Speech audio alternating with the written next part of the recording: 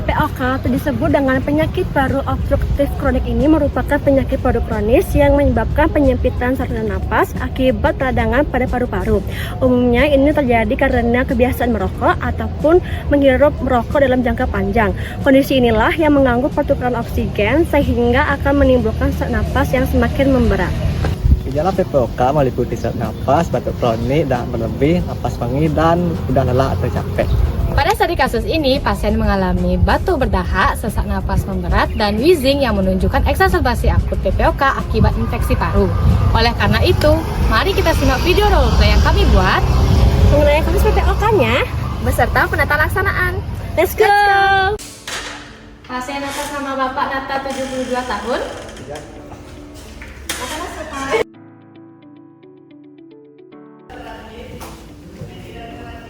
Selamat pagi Pak, gimana kondisi Bapak hari ini? Apa sesaknya hilang? Sekarang tadi udah bisa sudah baik, sesaknya sudah berkurang, tapi ya nahan masih susah. Oh ya sih, kondisinya kan lebih baik ketimbang kondisi sebelumnya, di mana gara-gara sesaknya Bapak sampai nggak bisa ngomong. Syukurlah kalau begitu ya Pak. Saya akan jelaskan dulu kondisi Bapak sama dirawat.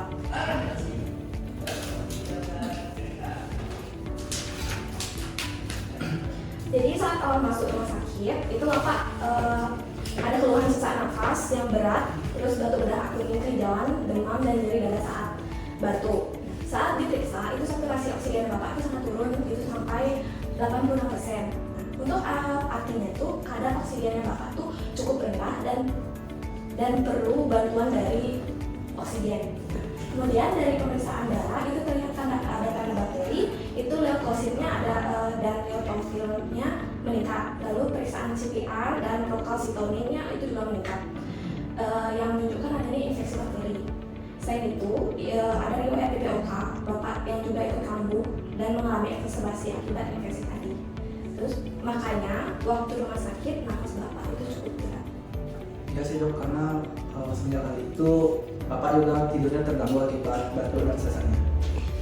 Dari hasil pemeriksaan kondisi Bapak itu waktu rumah sakit kami nyatakan itu diagnosisnya pneumonia disertai eksaserbasi akut PPOK. Tapi sama perawatan itu Bapak responnya jauh lebih baik dan sekarang saturasi oksigennya itu sudah baik banget, demamnya sudah turun, terus sesaknya juga sudah berkurang, kondisi parunya jauh lebih baik sehingga pengobatannya bisa lanjut di rumah. Itu artinya infeksinya udah membaik. Iya, sudah membaik, tapi pengobatannya harus rutin dilakukan supaya infeksinya benar-benar sembuh. Terus sama PPOK itu biar tidak kambuh lagi. Itu perlu pakai oksigen itu lagi nggak dok? Untuk saat ini sih belum ya, karena kondisi oksigen bapaknya sudah membaik, tapi harus tetap dipantau dari keluarga, itu harus tetap dipantau ya. Oke, baik dok. Saya akan resepkan dulu untuk obat, dibawa pulang, nanti bisa diambil di instalasi farmasi rumah sakit ya.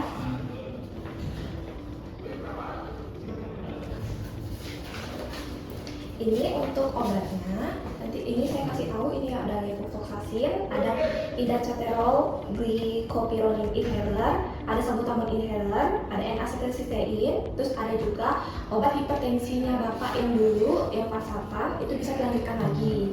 Terus nanti ada juga paracetamol, itu nanti digunakan jika demam aja ya. Ini ada obat tidur ini diminum sampai habis ya dok, walaupun kondisi Bapaknya udah membaik. Betul dik. Jadi kalau itu nggak habis itu bisa menyebabkan resistensi. Jadi kalau resistensi itu bakterinya itu kebal terhadap antibiotik. Jadi tidak efektif untuk membunuh atau menghentikan pertumbuhan dari bakteri tersebut. Selain obat itu ada beberapa yang harus diperhatikan di rumah. Karena Bapak yang sudah berhenti merokok itu sudah bagus banget, itu kita pertahankan lagi ya Pak. Dan usahakan hindari asap rokok, debu, sama polusi yang bisa memicu sesak ya Pak ya. Terus juga selain itu tetap minum air yang cukup. Kalau capek sama sesak itu jangan melakukan aktivitas yang berat. Terus juga ada Bapak kalau misalnya di rumah itu bisa latihan pernafasan secara pelan-pelan aja. Nanti istirahat yang cukup, terus juga makan makanan yang bagus ya Pak ya, yang sehat. Terus nanti keluarganya bisa bantu lagi ya masa pemulihannya, tetap dipantau dan juga mengingatkan untuk minum obat terus. Kalau Bapak saya mengalami batuk lagi itu gimana? Kalau misalnya batuk lagi itu biasanya memang ada saat masa pemulihan. Tapi kalau misalnya ada sesak lagi, yang ditandai demam tinggi, terus ada gejala seperti bibir kebiruan, itu bisa langsung segera dibawa ke rumah sakit, gitu ya. Oke, nanti saya bakalan pantau lagi di rumah untuk perkembangan bapaknya. Ya. Untuk kontrol kembalinya ke rumah sakit itu bisa sampai 5 sampai 7 hari. Nanti kalau misalnya ada keluhan lagi memburuk itu bisa lebih cepat ya, mungkin 3 hari itu bisa pulih. Nah, untuk konselingnya udah sangat jelas ya Bapak. Jadi sekarang bisa mengambil obat ke instansi farmasinya ya. Makasih ya dok, makasih serius. Sama-sama, agak sembuh ya.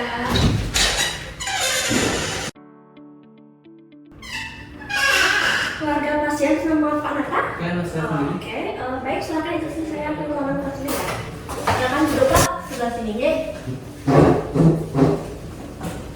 Adiknya sebagai keluarga pasien nih. Ini kebetulan saya anaknya. Oke, nanti bapaknya dapat 6 jenis obatnya.